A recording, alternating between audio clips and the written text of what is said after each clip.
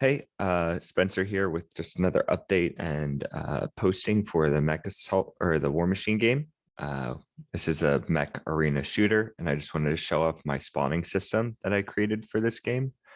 Typically in arena shooters, players just kind of show up in random areas. They don't really have a whole lot of control where they go. So I thought it would be cool for this specific style of game if you could have more control over where you spawn.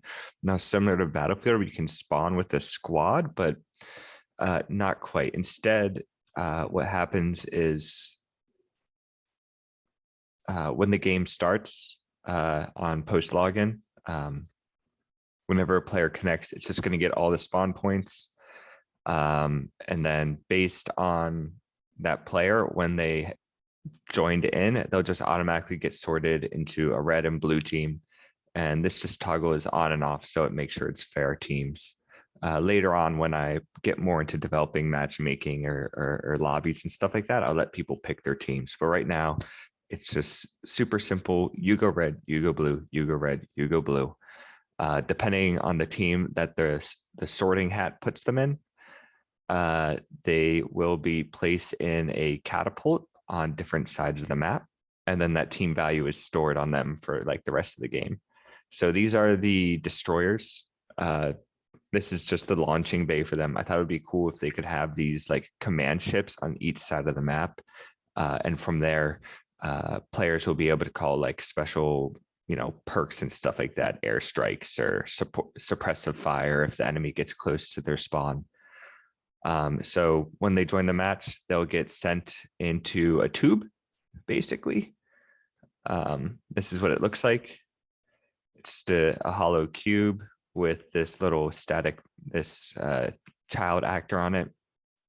They'll possess this, and then they can aim it using the AWSD keys and then press space to fire and deploy this shell.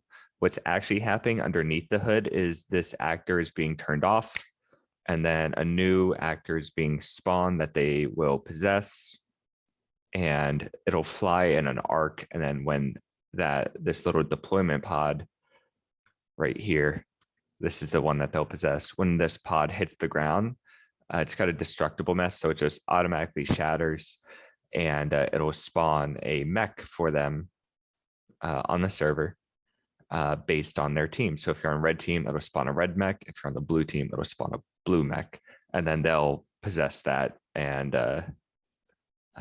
yeah, so let's see this in motion, and then I'll walk you through what's going on here.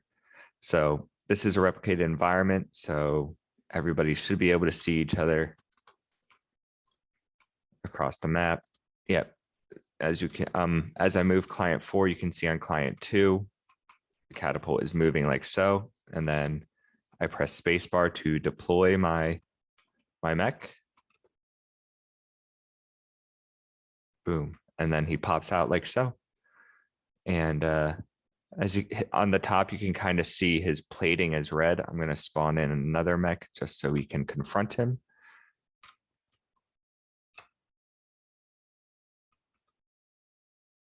And here's my blue mech. So what's not going on right now in this is a damage calculation.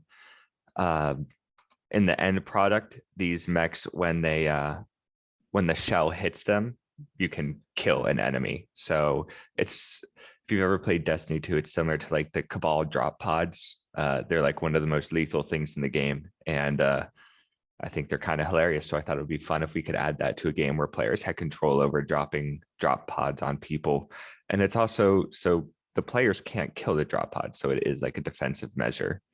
And if you're kind of getting spawn camped, you can just, well, they're all over here, all over our battleship.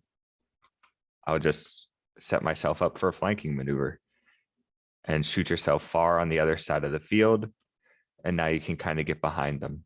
So it has its own little catchback controls. And that's just my spawning and despawning. Whenever a player kills another player, then they'll just re-enter this cycle again, but not through the sorter. They'll just be placed with it back within the catapult and start back over. And that's my spawning and respawning system.